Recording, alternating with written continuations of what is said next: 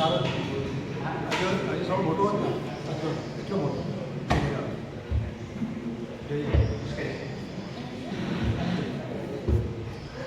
હા મેં મૂકી જવા પછી જોઈ જવા. હા એ તો હું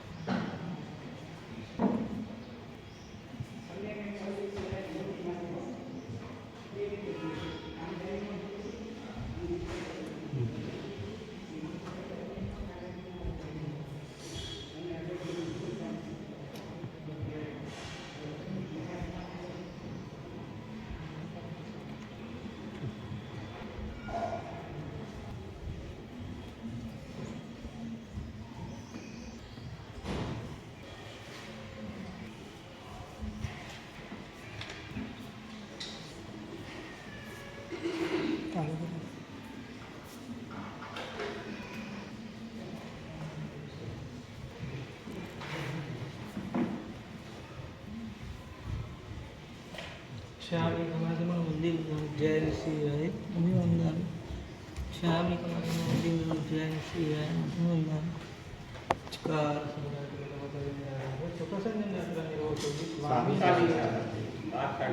श्यामी कमाल मंदिर जय श्री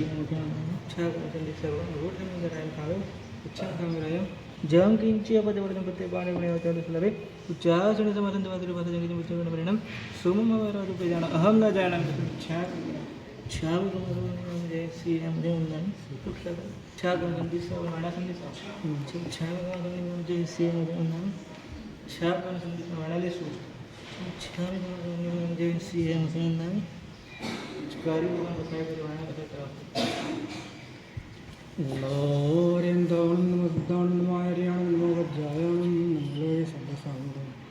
ए स्वपंचन मुक्कार स्वपावपणासन मंगलान जगद्वेषिं पडमं हृदय नमो दुर्वार रागादि वैरिवार निवारणे अर्हते योगिनाथाय महावीराय ताय पन्नगे च सुरेन्द्रे च कौशिके पाद संस्पृशि निर्विशेष मनस्काय श्रीवीरस्वामी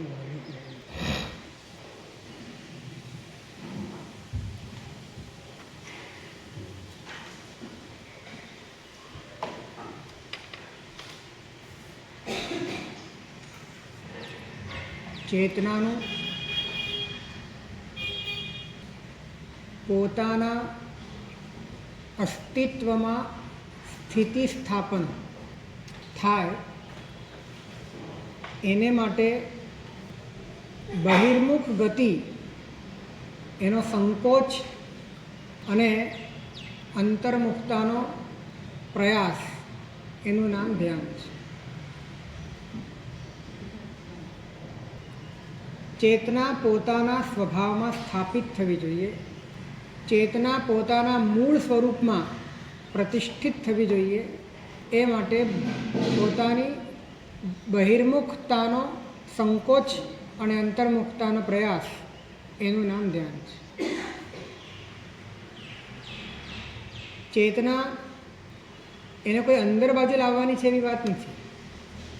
એટલે કે ચેતના એને બહારથી છોડાવી અને પછી એને અંદર લઈ જવાની છે એવી વાત જ નથી. ચેતનામાંથી બાહ્ય તમામ પદાર્થોની પરાધીનતા છૂટતા ચેતનાનું જે ચેતનાપણું એકલું બચ્યું, ચેતનાનું જે સત્તાપણું જે સમજાયું, એક સ્વતંત્ર ચૈતન્ય તરીકેની સ્થિતિ સમજાય, એ જ ધ્યાનનું ફળ છે. અંદર કશું જ નથી, અંદર હાડકાં અને માંસ સિવાય કશું જ નથી. એટલે કે અંદર જવાનો અર્થ એ જો કોઈ ગતિના અર્થમાં આપણે સમજતા હોઈએ એ પણ આપણી પૌદ્ગલિક ભ્રાંતિ છે. નથી બહાર જવાનું, નથી અંદર જવાનું, ક્યાંય જવાનું જ નથી, જવાની વાત જ નથી. નહીં. ચેતનાની સ્થિતિ એ ચેતનાને સમજાય અને એ માટે જ્યાં જ્યાં ચેતના જોડાયેલી છે ત્યાં ત્યાંથી છૂટે અને છૂટતા કેવળ ચેતનાનું ચૈતન્યપણું બચે. આ જ ધ્યાનની વિધિ છે અને આ જ ધ્યાનનું ફળ છે.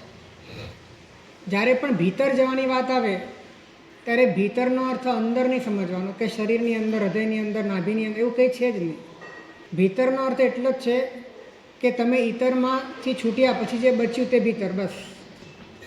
તમે બહારથી ડિટેચ થયા પછી જે તમારા ભીતરમાં જે ચૈતન્ય સત્તા બચી એ જ તમારું ભીતર છે. ભીતરનો અર્થ કોઈ ઊંડી ગુફા નથી, કોઈ અંદરનો ખાંચો નથી, કશું જ નથી. આ પ્રક્રિયા તો કાયમ થઈ શકે, કારણ કે તમારા ભીતરમાં, તમારા જ્ઞાનમાં, તમારા મનમાં તમને એ સમજાયું છે કે ચેતના મારું સ્વરૂપ છે. ચેતના મારું સ્વરૂપ છે તો આ ચેતના વગર તો કોઈ પણ વ્યવહાર ચાલતો નથી. તો વ્યવહાર જ્યારે ચાલતો હોય ત્યારે પણ ચેતના તો હાજર જ છે. કાંઈ પણ કરતા હોય ચેતના તો હાજર જ છે. ચેતનાની સ્વતંત્રતા સમજાય એ રીતનો દરેક વ્યવહાર ધ્યાન છે. ચેતનાની સ્વતંત્રતા સમજાય એ રીતનો થતો દરેક વ્યવહાર ધ્યાન છે. અને ચેતનાની સ્વતંત્રતા ન સમજાય એ રીતે થતો દરેક વ્યવહારિક ધર્મ પણ આભાસિક છે. કારણ કે વસ્તુ જેવી છે એવી જ સમજાવી જોઈએ. એના કરતાં વિપરીત સમજાય છે તો ત્યાં મિથ્યાત્વનો પ્રભાવ છે. તો ચેતના ચેતનારૂપ જ છે, તે જડરૂપ ના સમજાવી જોઈએ. અને જડ જડરૂપ જ છે, એ ચૈતન્યરૂપ ના સમજાવવું જોઈએ. આ રીતે જ જીવન જીવાવું જોઈએ. તો જ જાગૃતિ કહેવાય અને તો જ સમ્યક દર્શન કહેવાય.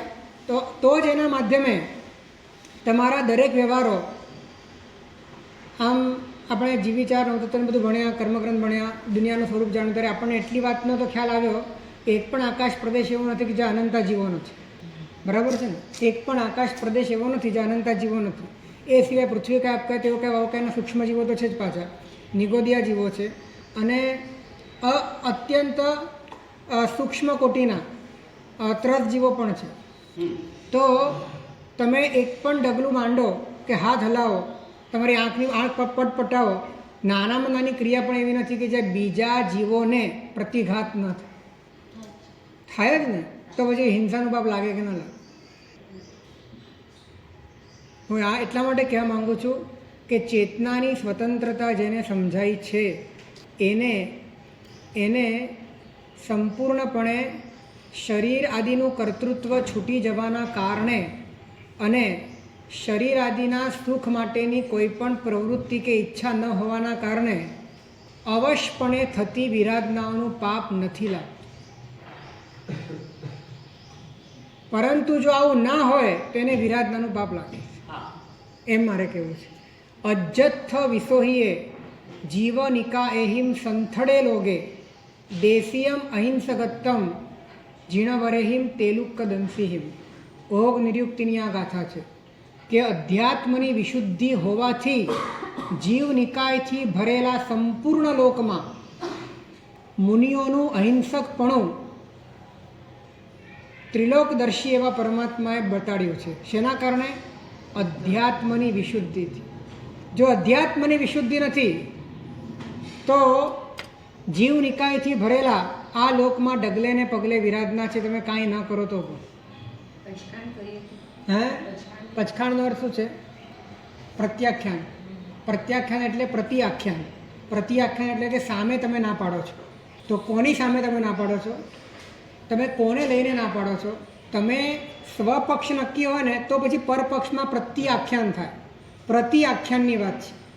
પણ સ્વપક્ષ નક્કી હોય તો પ્રતિઆખ્યાન થઈ શકે. સ્વપક્ષ જ નક્કી નથી તો પ્રતિઆખ્યાન કોનું કરશો? પરનું પર તરીકે જાણવું અને અંદરથી એનો સ્વ તરીકેનો ત્યાગ થવો એ પ્રતિઆખ્યાન છે.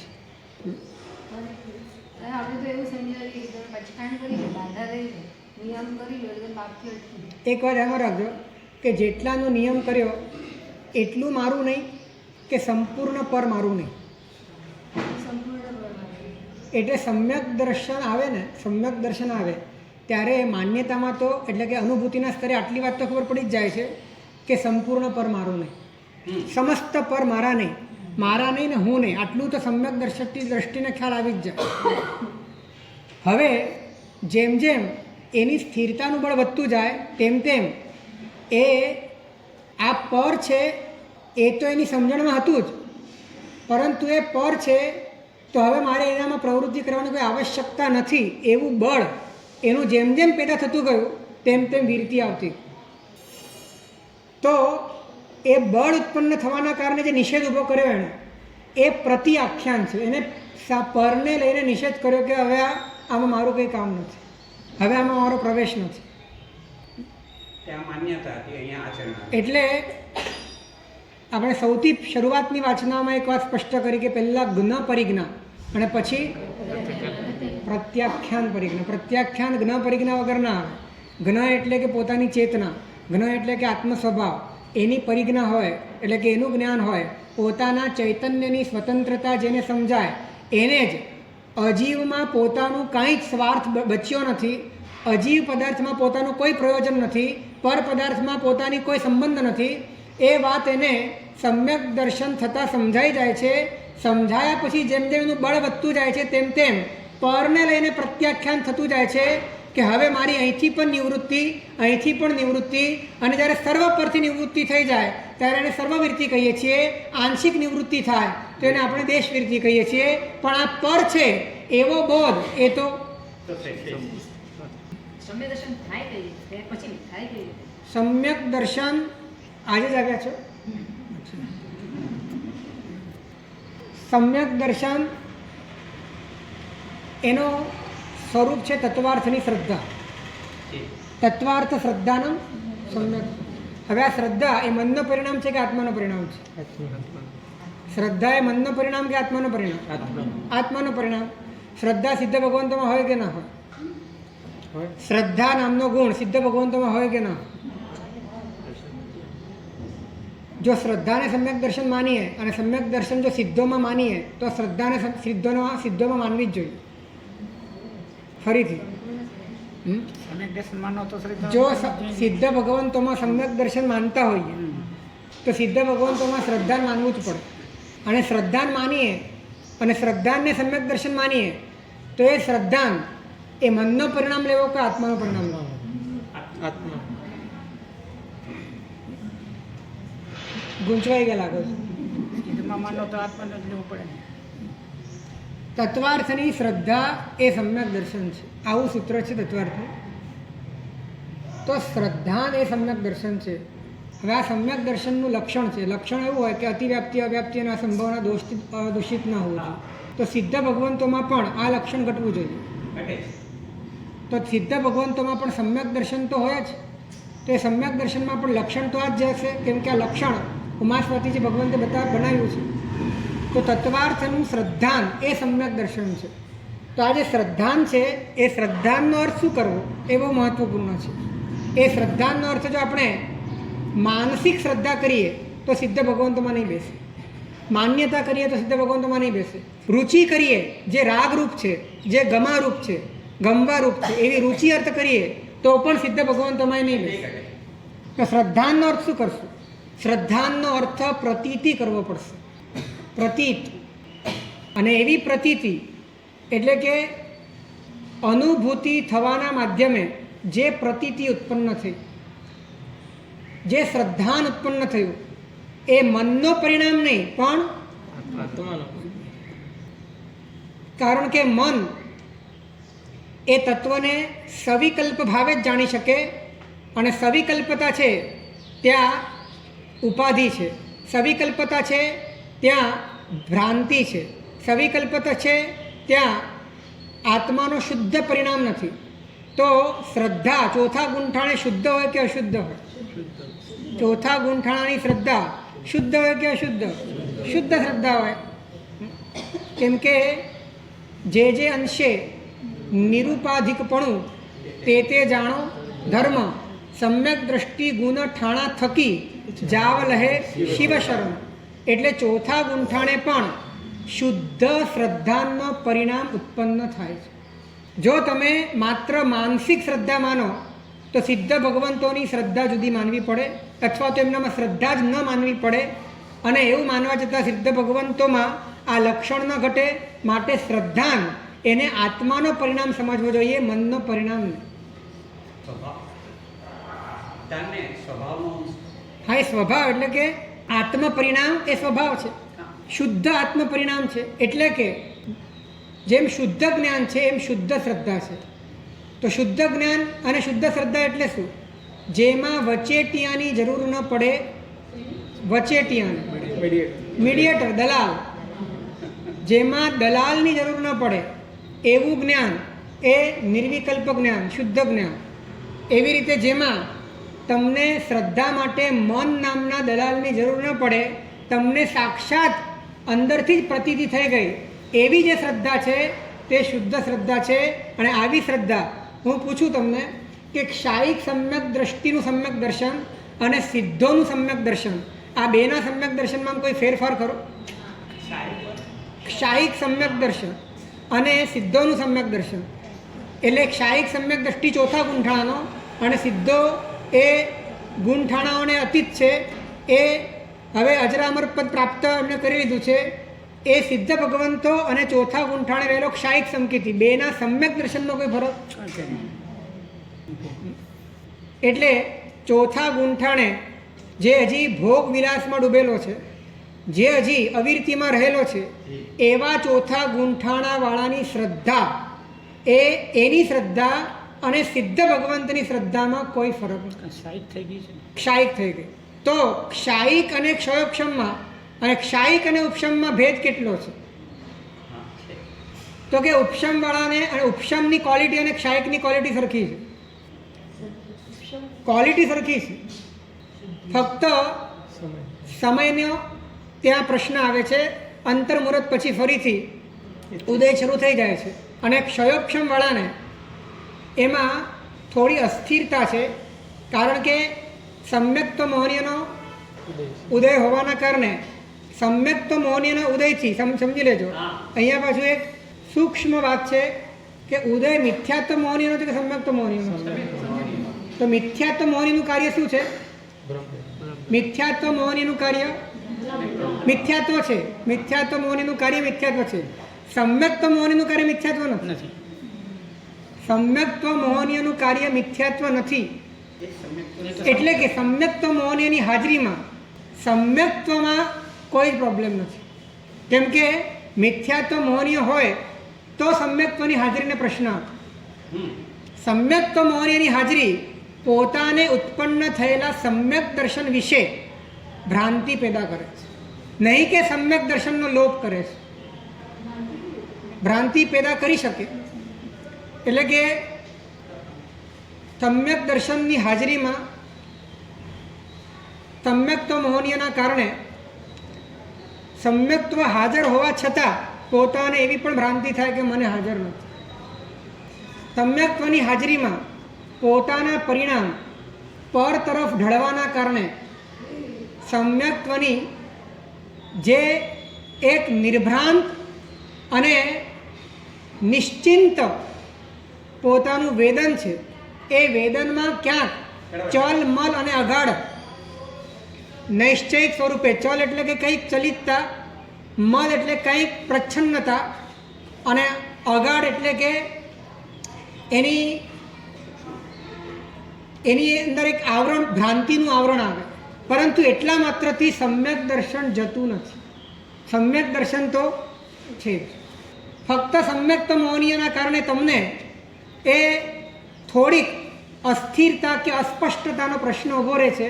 બાકી જે પરિણામ ઉપશમ સમ્યક્તવાળાના છે, જે પરિણામ શાયિક સમ્યક દર્શનવાળાના છે, સમ્યક્ત મૌનીયની અસરને બાદ કરતાં શાયિક સમકીતીને પણ એ જ લાભ છે. અને માટે જ 3 ગુંઠાણાવાળાને કર્મ પ્રકૃતિઓના બંધમાં કોઈ મોટો તફાવત છે? એટલે ચોથા ગુંઠાણે કોઈને ઉપશમ સમ્યક્તો છે, કોઈને ક્ષોક્ષમ સમ્યક્તો છે અને કોઈને શાયિક સમ્યક્તો છે. તો ચોથા ગુંઠાણે શાયિક વાળો હોય એ તીર્થંકર નામકર્મ બાંધી શકે અને ક્ષોક્ષમ વાળો ના બાંધી શકે. આવું કોઈ કાયદો? એટલે શું બતાડે છે કે 3 નિમિત્ત જુદા છે પણ ગુણ તો સરખો જ છે. એક ઉપશમના નિમિત્તે થયો, એક ક્ષયના નિમિત્તે પ્રગટ થયો, એક ક્ષયોક્ષમના નિમિત્તે પ્રગટ થયો, પણ ગુણ તો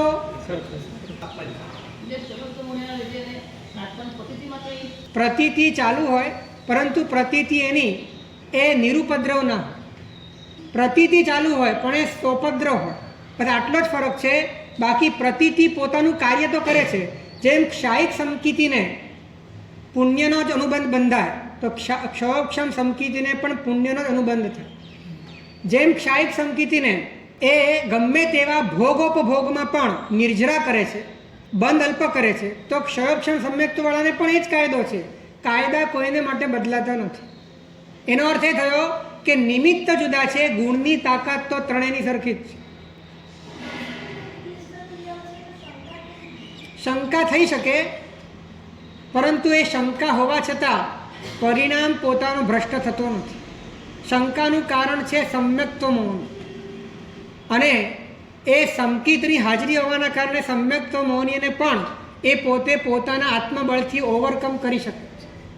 એને પણ શુદ્ધ દળિયા પ્રાય, શુદ્ધ દળિયા એટલે કે એ હાજર હોવા છતાં એ તમને વ્યવધાનરૂપ નથી બનતા. તો આ રીતે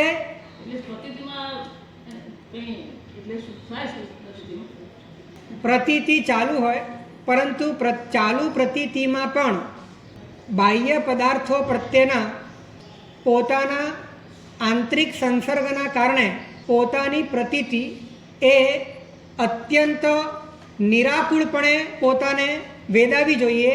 એની જગ્યાએ એને પોતાને સાચવવી પડે. ત્યાં એક પ્રયત્ન આંશિકપણે ઊભો છે. માટે ક્ષયોક્ષમ સમ્યક્તોમાં પ્રયત્ન છે, જાગૃતિ છે. ત્યાં સતત એને સાચવી રાખવા માટે એક કોર્ડન બનાવવી પડે છે, પોતાને સ્વાધ્યાય આદિ કરવા પડે છે. કારણ કે એ ક્ષયોક્ષમ છે, ગમે ત્યારે પલટો ખાઈ શકે. શાયિકવાળાને પ્રશ્ન નથી. પણ ગુણની જે ક્વોલિટી છે, ગુણના માધ્યમે ભીતરમાં થનારા જે પરિણામ છે, ગુણના માધ્યમે મળનારી જે ઇફેક્ટ છે, એ તો 3ની સરખી જ હે. ઉપશમમાં વચ્ચે એક પણ દળિયું નથી, બરાબર? એટલે શુદ્ધ આત્મ પરિણામ, સ્વાભાવિક નિર્મળ પરિણામ, નિરુપાધિક એવા પોતાના તત્વનું શ્રદ્ધાન ત્યાં વિદ્યા. ત્યાં મનના કારણે શ્રદ્ધાન નથી. આત્માને આત્માથી જ વેદે છે. આત્માનમ આત્મના વેત્તિ મોહ ત્યાગાદ્ય આત્મની તદેવ તસ્ય ચારિત્રમ તજ જ્ઞાનમ તચ્ચ દર્શનમ. આત્માને આત્માથી આત્મામાં જાણે તે જ જ્ઞાન, તે જ દર્શન અને તે જ ચારિત્ર છે. મોહ ત્યાગ એટલે કે પરમાં જે આત્મબુદ્ધિ છે એ મોહ છે, આઈડેન્ટિટી એ મોહ છે, વ્યક્તિત્વ એ મોહ છે. એટલે કે જ્યાં પર સાથેનું તાદાત્મ્ય ઊભું થયું, પૌદ્ગલિક ભાવો સાથેનું તાદાત્મ્ય ઊભું થયું, એ મોહ છે. મોહનો ત્યાગ ઉત્પન્ન થાય, મોહનો ત્યાગ થાય એટલે આત્મા જ છે. આત્માને અભેદપણે આત્મામાં આત્માથી જ જાણે છે. ત્યાં આ જે ષટકારક છે, આત્માના જે ષટકારક છે, એ ષટકારકની સંગતિ ત્યાં પેદા થાય છે. આપણે જ્ઞાનસારમાં પણ આવે છે ને, ય ષટકારક સંગતિ ક્વા વિવેક જુરસ્ય વૈષમ્યમ જળમજ્જના. તો આ આત્માને આત્માથી, જો વચ્ચે મીડિયેટર હોય તો આત્મા મનથી આત્માને મન દ્વારા મનમાં જાણે છે. આવું આવે એટલે એની અંદર કારક બદલાઈ જાય. અને કારક બદલાઈ જાય તો એનો અર્થ એ છે કે હજી મોહનો ત્યાગ થયો નથી. કારક ષટષટ કારક આત્મામાં જ ઘટે તો જ સમજવાનું કે મોહનો ત્યાગ થયો છે. વ્યક્તિને કદાચ ખબર ન પડે કે ક્ષાયિક છે કે ઉપશમ છે કે ક્ષય ઉપશમ છે, પણ એને એટલી ખબર પડે કે બધું બદલાઈ ગયું છે. દ્રષ્ટિ જ બદલાઈ ગઈ. કદાચ એને એ પણ ખબર ન હોય કે આ સમ્યક દર્શન છે, એને નામ ખબર ન હોય કારણ સમ્યક દર્શન કહેવાય, પણ એને એટલી ખબર પડે કે બધું જ બદલાઈ ગયું છે. અનુભૂતિ રહે. એટલે બહાર કશું નથી બદલાયું, પરિસ્થિતિમાં કશું નથી બદલાયું. એ જ દેહ છે, એ જ શરીર છે, એ જ મન છે, એ જ કર્મના ઉદયો છે, બધું એનું એ જ છે, પણ પોતે બદલાઈ ગયો છે. આટલી તો એને ખબર પડી જ જાય. પછી એ તિર્યંશમાં હોય તો પણ ખબર પડે. હા, વ્યવહાર બદલાય એવો કાયદો નથી, પણ ધીરે ધીરે વ્યવહાર બદલાય ખરો, પણ વ્યવહાર બદલાય એવો કાયદો નહીં. માટે કોઈ વ્યવહારને જોઈને જ્ઞાની કે અજ્ઞાનીનો નિશ્ચય એ પંડિત જીવો કરતા નથી. બાલ પશ્યતિ લિંગમ. શું કીધું? બાલ પશ્યતિ લિંગમ. હજી થોડોક હોય મધ્યમ બુદ્ધિસ્તુ વિચારેતિ વૃત્તમ, જે મધ્યમ બુદ્ધિવાળો હોય એ આચરણ જુએ છે. પણ પંડિત કક્ષાનો જીવ એ આચરણ પણ નથી જોતો, વેશ પણ નથી જોતો. આગમ તત્વમ તુ બુધ પરીક્ષતે સર્વયત્નેન, એ અંદરની ભીતરની પરિણતિને જુએ છે. પરંતુ વ્યવહાર પરિણતિથી ચાલતો નથી, વ્યવહાર પ્રવૃત્તિથી ચાલે છે. આ ધ્યાન રાખવાનું. નહીં તો પછી બીજાને જોવા માટેની આ વાત છે, પછી તમે પોતાના માટે પણ આ નિયમ લગાડો. સાહેબ આવું આવે કે વાંચવામાં આવે કે સંવેદોષમાં આવે પછી એમની સૌમ્યતા આવી જાય, બધું ચેન્જ થઈ જાય. બધું જ આવે, પણ એ બધું દેખાય એવું જરૂરી નથી. દેખાય એવું જરૂરી નથી. અત્યારે એવું થઈ ગયું છે કે આપણે દેખાવા માટે બધું જ કરીએ છીએ, અંદર કંઈ નથી. અંદર કંઈ જ નથી. બહારથી શમ છે, અંદરમાં શમ નથી. બહારથી સંવેગ છે, અંદરમાં કોઈ સંવેગ નથી. બહારમાં નિર્વેદ છે, અંદરમાં કોઈ નિર્વેદ નથી. આસ્તિક્ય પણ બહાર છે, આંતરિક નથી. અનુકંપા પણ યત્નામાં છે, બાહ્યમાં છે, અંદરથી એવી ભાવ કરુણા ક્યાં છે? એટલે સમ્યક્તના 5 લક્ષણ ડેવલપ કરેલા છે. અને આપણી એટલી એક કરુણતા છે કે લક્ષ્ય આવ્યું નથી, લક્ષણ આવી ગયા છે. લક્ષ્ય આવ્યું નથી ને લક્ષણ આવી ગયા. હા, લક્ષ્ય નથી આવ્યું. આરથી સાહેબ, લક્ષણ પણ આરથી છે. જેવી રીતે ગાયનું લક્ષણ સાસના છે, હા. તો સાસના આવી ગઈ અને ગાય નથી આવી. હા, આવું તો કેવી રીતે બની શકે? ન બની શકે. ભ્રાંતિ. લક્ષણનો અર્થ એ છે કે વસ્તુની વિદ્યમાનતાને સમજવા માટે એ લક્ષણ બતાડ્યા છે. નહીં કે તમે લક્ષણ લઈ આવો એટલે લક્ષ્ય આવી જાય, એવું નથી. એટલે કે તમે સાસના લાવો પછી ગાય આવે એવું નહીં. ગાય આવે એટલે સાસના આવી. કેમ કે સાસના એ ગાયનું લક્ષણ છે. તો લક્ષણ એ ગાયને બનાવવા માટે છે કે ગાયને ઓળખવા માટે? ઓળખવા માટે. એવી રીતે સમ્યક દર્શનને નિર્માણ કરવા માટે લક્ષણ નથી, સમ્યક દર્શનને ઓળખવા માટે લક્ષણ. ઓળખવા માટે લક્ષણ ઓળખવા માટે જ હોય. પણ આપણે લગભગ એવું જ કરીએ છીએ, લક્ષણો લઈએ છીએ, લક્ષણો ઉપર મહેનત કરીએ છીએ, લક્ષ્ય ઉપર કોઈ મહેનત જ નહીં. આ લક્ષણો આવતા પહેલા, એટલે કે સમ્યક દર્શન જેમ વ્યવહારનું નિશ્ચયનું સમ્યક દર્શન આવે પછી નિશ્ચયથી આ 5 લક્ષણો. એવી રીતે વ્યવહારથી જ્યારે સમ્યક દર્શન હોય ત્યારે વ્યવહારથી 5 લક્ષણ હોય. વ્યવહારથી હોય એટલે કે વૈરાગ્ય પણ હોય, સંવેગ પણ હોય, બધું જ હોય. પરંતુ એ બધા જ પ્રયત્નજન્ય હોય, સહજ ન હોય. અને એ પ્રયત્ન એ સમ્યક, એટલે આ લક્ષણ માટેનો પ્રયત્ન ન હોય, સમ્યક દર્શન માટેનો પ્રયત્ન. ફરીથી કહું છું,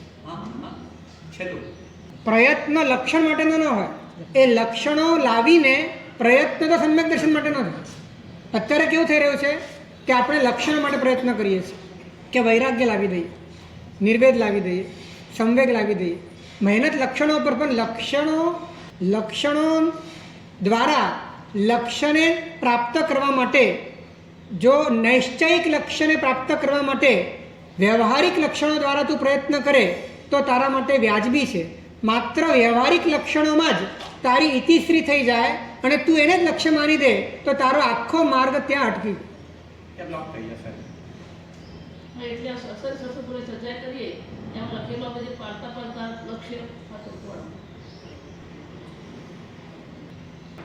મૂળ એક સમજાય તો બધું સમજાય. 100 વાતની એક વાત આટલી જ છે. એક તરફનો ઢળાવ તમને માર્ગમાં જોઈતી આંતરિક અને બાહ્ય તમામ સામગ્રીની કુશળતા આપે છે. એકની સમજણ એક પ્રત્યેનો લગાવ, એક પ્રત્યેનો ઢળાવ, એકમાં પરિણમવા માટેનો ઉત્સાહ, એકમાં સમાઈ જવા માટેની સૂઝ, એ તમને માર્ગમાં આંતરિક અને બાહ્ય સર્વ સામગ્રીની કુશળતા તમને આપે.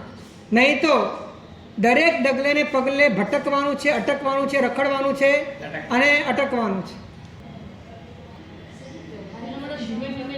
શું વ્યવહાર?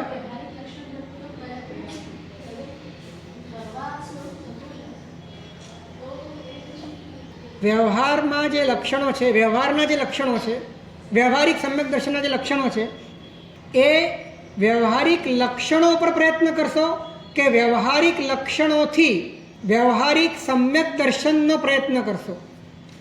વ્યવહારિક સમ્યક દર્શનથી નૈશ્ચિક સમ્યક દર્શનનો પ્રયત્ન કરશો. નૈશ્ચિક સમ્યક દર્શનનો પ્રયત્ન સમ્યક દર્શન માટે છે કે એક માટે છે? નૈશ્ચિક સમ્યક દર્શનનો પ્રયત્ન એટલે કે તત્વની પ્રતીતિ, તત્વની અનુભૂતિ, તત્વની શ્રદ્ધા, વસ્તુની જેવી સ્થિતિ છે એવી સ્થિતિ સમજાય, ભેદ જ્ઞાન થાય. ભેદ જ્ઞાન એ કારણ છે, અનુભૂતિ કાર્ય છે. તો અને અનુભૂતિના માધ્યમે તમારી શ્રદ્ધા નિર્મળ બને છે. જ્યાં સુધી જે વસ્તુને તમે જાણતા જ નથી એની વાસ્તવિક શ્રદ્ધા ક્યારે થતી પણ નથી. જ્ઞાન હોય તો શ્રદ્ધા થાય. એટલે તત્વ તમે અનુભવો તો જ તમારી તત્વની શ્રદ્ધા સાચી. તત્વને અનુભવ્યું જ નથી તો તત્વની શ્રદ્ધા પણ તમારી સાચી નહીં, માત્ર કાલ્પનિક શ્રદ્ધા છે. આપણી પાસે 5 ઇન્દ્રિય અને મન છે, બરાબર ને? આ 5 ઇન્દ્રિય અને મન એ પૂતગલ સિવાય કોઈ વસ્તુને જાણે? હા કે ના? એટલે આત્માને ક્યારે જાણે? હવે આત્માને ન જાણે તો એ સ્વને જાણે? ન જાણે. કેમ કે આત્મા જ સ્વ છે. હવે સ્વને ન જાણે તો પરને જાણે? ન જાણે. કેમ કે સ્વને જાણે તો જ પરને જાણે. કેમ કે નહીં તો એ પરને સ્વ તરીકે જાણે. નહીં તો એ પરને સ્વ તરીકે જાણે. પરને જાણો, પરને, પરંતુ પરને પર તરીકે જાણે કે પરને સ્વ તરીકે જાણે? તો પરને જાણે છે નહીં. કેમ કે પરને પર તરીકે જાણે તો જ પરને જાણ્યું કહેવાય. જો પરને સ્વ તરીકે જાણે તો પરને જાણ્યું પણ ના થાય. હે, આપણે શું કરીએ છીએ? પરમાં જ 2 વિભાગ પાડીએ છીએ, એક સ્વ અને એક પર. આ 2 વિભાગ આપણે પરમાં જ પાડીએ છીએ. એક પર સ્વ છે અને એક પર છે. તો તમારી દ્રષ્ટિ એ યથાર્થ દ્રષ્ટિ નથી, તમારી અનુભૂતિ યથાર્થ નથી, તમારું જ્ઞાન યથાર્થ નથી. પ્રમાણલય તત્વાવલોકની અંદર સૌથી પહેલું સૂત્ર છે સ્વપર વ્યવસાય જ્ઞાનમ પ્રમાણમ. જે સ્વપરનો વ્યવસાય કરી શકે, સ્વપરનું વિભાજન કરી શકે એ જ જ્ઞાન પ્રમાણભૂત છે, બાકી બધું અપ્રમાણ.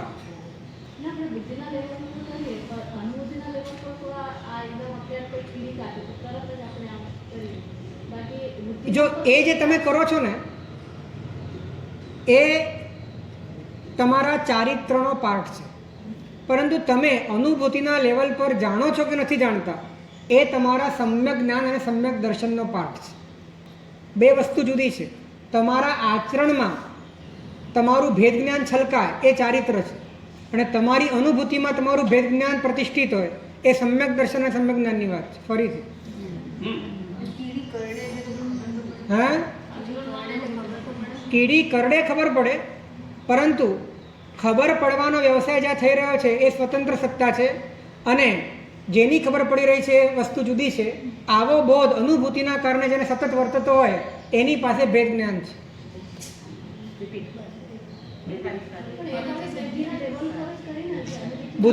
બુદ્ધિના લેવલ પર હોય ત્યાં સુધી એ બધું વ્યવહારિક છે. હે, જો અનુભૂતિ આત્માથી થાય છે, પહેલાં આટલું મગજમાં ફિટ કરી દો. અનુભૂતિ આત્માથી થાય છે, મનથી જે પણ થાય છે એ અનુભૂતિ છે, પણ એ અનુભૂતિ શુદ્ધ અનુભૂતિ નથી, એ મિથ્યા અનુભૂતિ છે. એ વૈભાવિક અનુભૂતિ છે, એ સોપાધિક અનુભૂતિ છે. આત્માથી આત્માની જે અનુભૂતિ થાય છે એ જ નિરુપાધિક અનુભૂતિ છે. અને એ અનુભૂતિ આ કાળમાં આજે પણ હજારો લોકો એમાં વર્તી રહ્યા છે. હજારો, 1 ની 2 ની વાત નથી કરતો.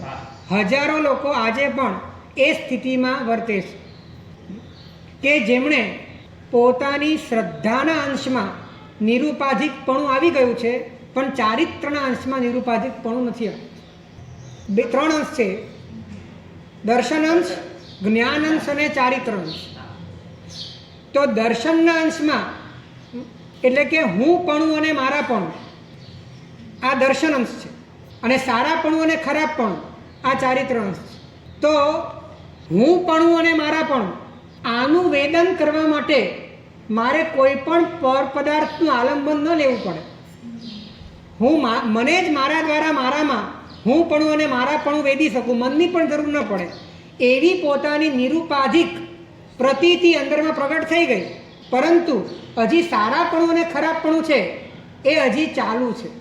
તો દર્શન મોહનીયનો ક્ષયોક્ષમ થઈ ગયો, પણ ચારિત્ર મોહનીયનો ક્ષયોક્ષમ નથી થયો.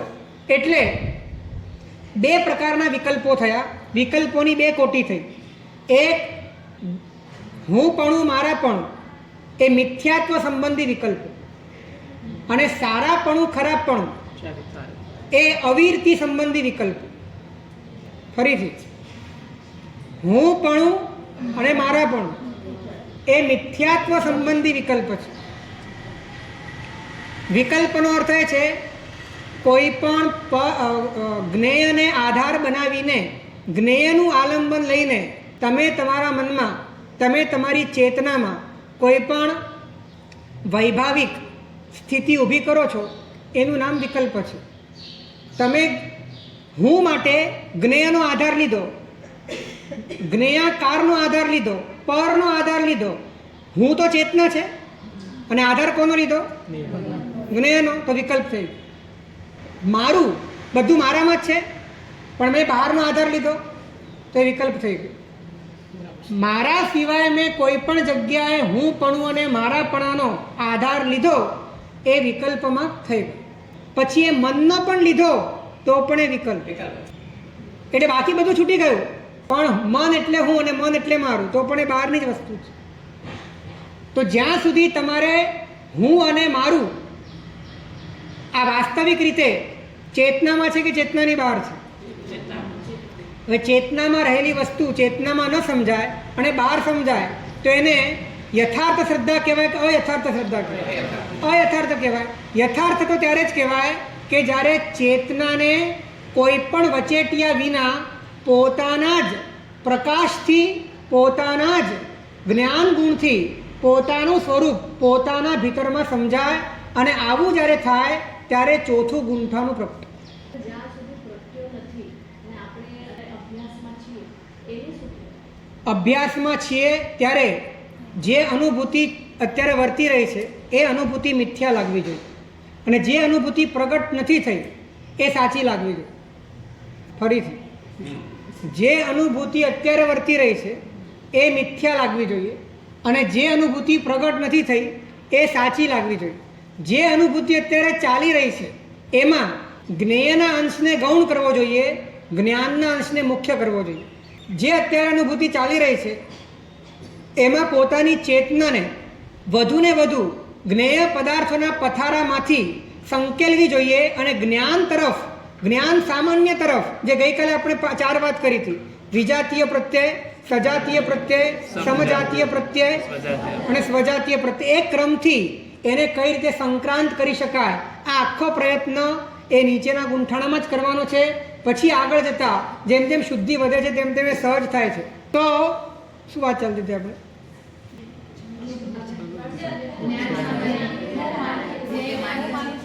હા, તો હું અને મારું, હું અને મારું આ વિકલ્પ મિથ્યાત્વ પેદા કરે છે.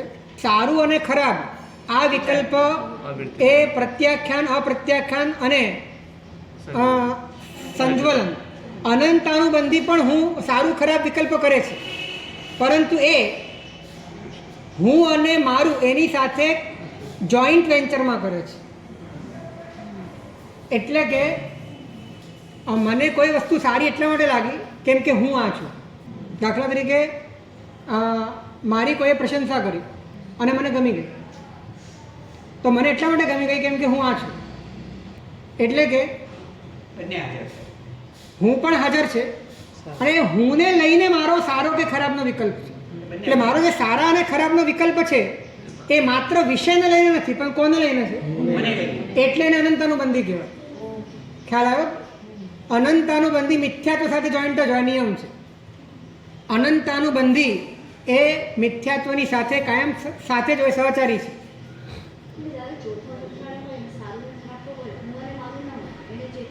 હા, તો હું અને મારું નથી, તો સારું અને ખરાબ છે એ માત્ર જ્ઞેયલક્ષી વિકલ્પો છે.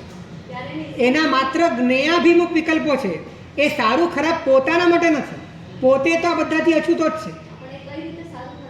એ સારું ખરાબ હા, હુંથી ડિટેચ થઈ ગયો. એટલે હવે જે સારું ખરાબ છે એ ઉદયના કારણે અને પૂર્વ સંસ્કારના કારણે ચાલે છે. એ થયા કરે છે, પણ થયા કરે છે ત્યારે પણ એની સાથે પોતાનો કોઈ એને સંબંધ નથી. અને માટે જ એટલી નિર્જરા કરે છે, આટલા ભોગોની વચ્ચે આટલી નિર્જરા કરે છે, કેમ કે સારા ખરાબનો સંબંધ પોતાની સાથે નથી, બળતો નથી, ભળવાની શક્યતા જ નથી, કેમ કે પોતે જ નથી. તો વિકલ્પના બે કોટી થઈ, વિકલ્પની બે કોટી થઈ. એક મિથ્યાત્વજન્ય વિકલ્પો અને એક અવિરતિજન્ય વિકલ્પ.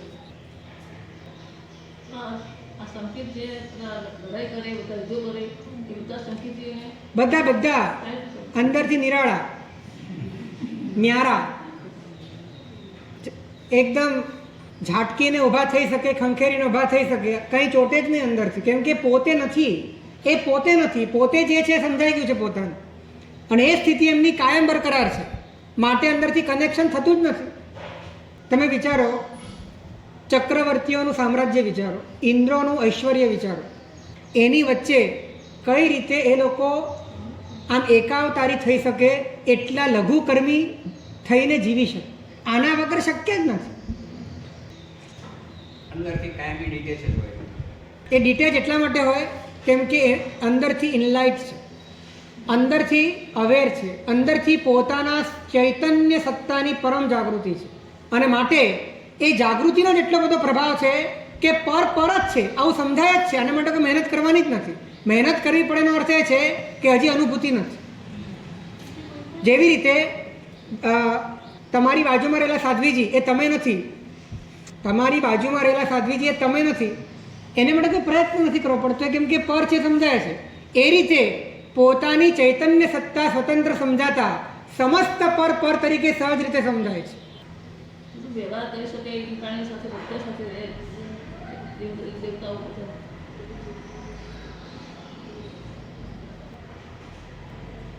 વ્યવહારે વ્યવહારસુ નિશ્ચય મેં થિરથમ. વ્યવહારની રીતે ચાલ્યા કરે અને પોતે અંદરથી સંપૂર્ણપણે આત્મસત્તાનો બોધ હોવાના કારણે નિરાળા રહી શકે. એક વાત ધ્યાનમાં રાખજો, જ્યાં સુધી આત્મસત્તાનો બોધ ન થાય ને ત્યાં સુધી એવી ચેષ્ટા ન કરવી કે આપણે નિરાળા છીએ, નહીં તો બહુ મોટી ગરબડ થશે, નિશ્ચયાભાસ પેદા થઈ જશે. ભાઈ આપણે તો નિરાળા છીએ. ભાઈ નિરાળા કેવી રીતે નિરાળા? જ્યાં સુધી તને તારી ચૈતન્ય સત્તાનો સાક્ષાત્કાર ન થાય ત્યાં સુધી કોઈ ચાળા નહીં કરવા, ત્યાં સુધી કોઈ અનુકરણ નહીં કરવા, નહીં તો વધારે દુર્ગતિનું કારણ છે. ઇન્દ્ર સંકિતિ છે, જ્યારે ઇન્દ્રાણીઓ ચડી જાય છે ત્યારે ઇન્દ્ર ભયંકર વિલાપ કરે છે, તો એ શું? એ તો એ રામ પણ લક્ષ્મણને લઈને 6 મહિના સુધી ખભા ઉપર રાખીને ફરિયાદ છે ને, પણ સમ્યક તો હતું. રાગ છે, સારું ખરાબ છે ને, એ સારું ખરાબમાં જાય, એ હું અને મારામાં જતું નથી. ત્યારે પણ હું અને મારાની કોટીમાં પ્રવિષ્ટ થતું નથી. સમકીતિઓ, આ તો સારું છે કે આપણને કહી ગયા છે આગમોમાં કે આ સમકીતિ હતા, નહીં તો આપણે એકેને પણ સમકીતિ રહેવાની છે. શું? મનની, કાયાની, વચનની બધું જ અલગ છે, પણ પોતે એનાથી અલગ છે. આ બહુ મુખ્ય વાત છે. દેહ મન વચન પૂતગલ થકી કર્મથી ભિન્ન તુજ રૂપ રે, અક્ષય અકલંક છે જીવનું જ્ઞાન આનંદ સ્વરૂપ રે, ચેતન જ્ઞાન અજવા. આનંદ અનુભવતો હોય અને એ આનંદ અનુભવતો હોય, અહીંયા પણ રાગ કરતો હોય બીજા. એ આનંદને નિરાકુળ, અંદરની નિરાકુળતા હોવાના કારણે બહારની આકુળતાઓમાં પણ એને સામાન્ય વ્યક્તિને જે ભૌતિક સુખમાં આનંદ આવે એના કરતાં પરમ આનંદ આવે છે. ફરીથી આ વાત ઉપદેશ રહસ્યમાં કરી છે, મહોપાધ્યાયજીએ છેલ્લી ગાથાઓમાં કરી છે કે અંદરની એટલી નિરાકુળતા છે, તો જે ભૌતિક સુખ એને ઉત્પન્ન થાય છે એ ભૌતિક સુખમાં જે પણ રાગની આકુળતા છે, પણ એ આકુળતા સાથે પોતે અંદરથી એટેચ નથી, એને હુંપણાનો મારાપણાનો સંબંધ નથી, માટે આકુળતાઓને પણ છે ને એન્જોય કરે છે. માટે અંદરથી ભૌતિક સુખની દ્રષ્ટિએ પણ સામાન્ય ભૌતિક વ્યક્તિ કરતાં આનું સુખ વધારે છે. ભૌતિક સુખમાં અને છતાં પણ એ ભૌતિક સુખથી લેપાતો નથી. આંતરિક સુખ હોય. આંતરિક સુખનો અનુરોધ એટલો હોય કે ઘણી વખત કેવું હોય કે તમને કોઈ ખુશીના સમાચાર મળી ગયા, તમે એટલા બધા હરખ પદોડા હો ને કે વખત તમને ઠેસ વાગી જાય ને તો પણ તમને દરકાર ના. આવું બને કે ના બને? પણ આના જેવું છે કે પેલો અંદરનો આનંદ જ એટલો બધો હોય કે ભૌતિક સુખમાં પણ જે આકુળતા થઈને એની પણ એને કોઈ દરકાર નથી હોતી, એની નોંધ પણ ના.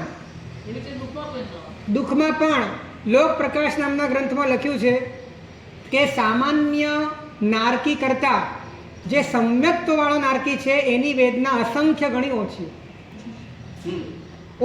અસંખ્ય ગણી ઓછી વેદના થાય, કારણ કે એને દેહ આત્માનું ભેદ જ્ઞાન છે. હવે જે વેદના બચી એ સારા ખરાબની છે. એક ક્ષેત્ર વગર આત્મપ્રદેશોનો સંબંધ છે, એના કારણે ઉપયોગ વારંવાર ત્યાં ખેંચાયા કરે છે, વેદના થાય છે, એટલો જ સંબંધ. બાકી હું પણ અને મારાપણાનું જે એટેચમેન્ટ છે એ તો બચ્યું જ નથી ત્યાં. માટે અસંખ્ય ગણી ઓછી વેદના સમ્યક્તવાળા નારકીને છે. તો આટલો બધો મહિમા સમ્યક દર્શનનો છે. એટલે મનુષ્યના જીવનમાં પહેલા ગુંઠાણા પછી બીજું કે ત્રીજું આવતું નથી. પછી શું આવે છે? એટલે સૌથી મુખ્ય પુરુષાર્થ ચોથાનો છે, અને ચોથાનો પુરુષાર્થ એટલે કે સમ્યક દર્શનનો પુરુષાર્થ. બધું જ આવે, પરંતુ એ બધામાં અનંતાનુબંધી ના હોય. ખ્યાલ આવ્યો? હોય બધું જ, પણ અનંતાનુબંધી ના હોય. સંજ્વલનનો પ્રત્યાખ્યાનનો અપ્રત્યાખ્યાનનો અનંતાનુબંધી જેવો હોય, પણ અનંતાનુબંધી ના હોય.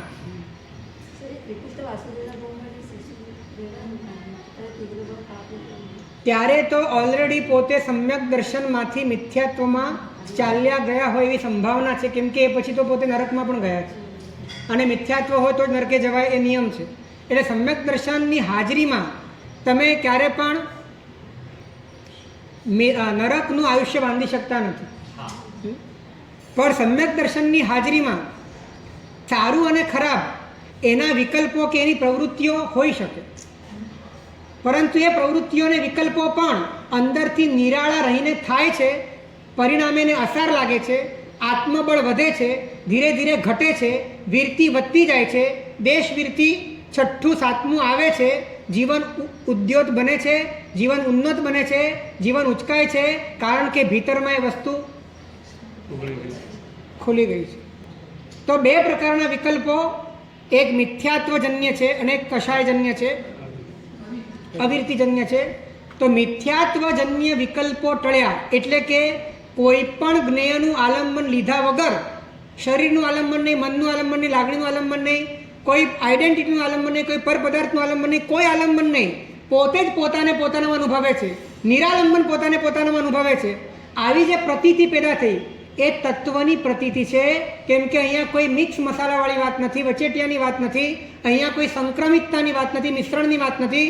એટલા માટે જ મહોપાધ્યાયજીએ કહ્યું કે મિથોયુક્ત પદાર્થાનામ અસંક્રમ ચમત્ક્રિયા ચિન્હ માત્ર પરિણામેન વિદુષૈવાનુભૂયતે. એટલે શું? મિથોયુક્ત એટલે કે પરસ્પર સંકળાયેલા, જોડાયેલા, એક ક્ષેત્રાવગાઢ, આત્મપ્રદેશ અને પૂતગલના સ્કંદો એક ક્ષેત્રાવગાઢ.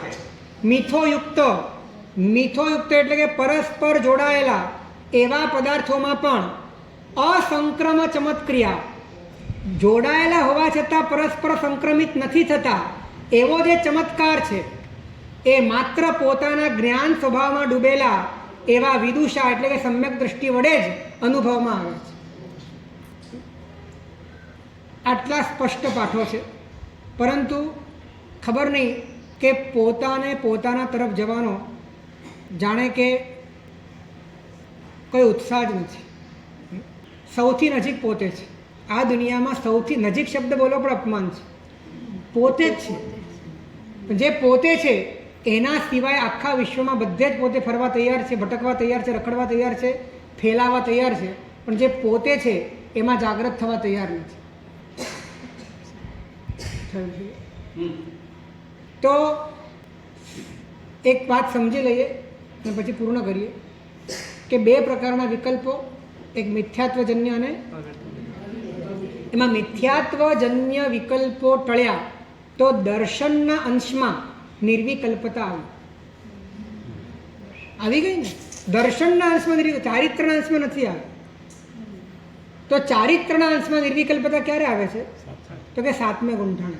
તો દર્શન, જ્ઞાન અને ચારિત્ર એમ ત્રણેય મળીને નિર્વિકલ્પતાનો જ્યારે વિધાન કરતા હોય શાસ્ત્રકારો, એવી નિર્વિકલ્પતાને મુખ્ય કરીને જરા વાત કરતા હોય છે. તો એવી નિર્વિકલ્પતા 7મે છે. પણ મિથ્યાત્વ સંબંધી જે વિકલ્પો ટળી ગયા અને એનાથી જે ભીતરમાં નિર્વિકલ્પતા પ્રગટ થઈ, એવી જે નિર્વિકલ્પતા છે એ 4થા ગુંઠાણે આવી જાય છે. અવિદ્યા તિમિર ધ્વંસે, અવિદ્યા એટલે મિથ્યાત્વ, અવિદ્યા તિમિર ધ્વંસે દૃશા વિદ્યાંજન સ્પૃશા પશ્યંતી પરમાત્માનમ આત્મન્યેવ હિ યોગિન. પોતાના જ આત્મામાં પરમાત્માનું અવલોકન કરે છે, પોતે સાક્ષાત્કાર કરે છે. તો આ વાત અવિદ્યા તિમિર ધ્વંસ એટલે 4થા ગુંઠાણાની વાત છે. તો આપણે પ્રયત્ન એકને સમજવાનો કરીએ, અનેકથી નિવર્તવાનો કરીએ, તો ઓટોમેટિક જેટલા પણ પરમાત્માએ સાધન તરીકે સંવેગ, નિર્વેદ, આસ્તિક્ય, અનુકંપા, શમ, વૈરાગ્ય, ભક્તિ જેટલી પણ સામગ્રી બતાડી છે એ તમામ સામગ્રીનો યથાયોગ્ય વિનિયોગ, યથાયોગ્ય ઉપયોગ અને યથાયોગ્ય એની ગૌણ મુખ્યતા આપણા જીવનમાં એનો વિવેક પ્રગટ થઈ જાય છે. કારણ કે આપણને ખબર છે આપણી મંજિલ કઈ બાજુ છે. તો આ મંજિલ તરફ ઢળવું એનું જ નામ ધ્યાન છે. અને આ ધ્યાન એ રાજમાતા છે. ધ્યાન રાજમાતા છે. અને રાજકુમારને જન્મ આપે પછી ધાવ માતાઓ કાર્ય શરૂ કરે છે. તો ધ્યાનનું જે ધ્યેય છે એ ધ્યેય આપણને યથાર્થ રીતે સમજાય અને એના સિવાયની તમામ વસ્તુઓથી આપણે મુક્ત થવાનું છે, એવા પ્રકારનો આંતરિક આપણા ભીતરમાં ઉલ્લાસ, ઉમળકો અને એ સંવેગ જાગે તો ધીરે ધીરે આપણા ભીતરની અંદર મોક્ષનો માર્ગ એના યથાર્થ સ્વરૂપમાં પ્રગટ થાય. તો એ માટે પ્રયત્ન કરીએ. શુભેચ્છા જણાવવાના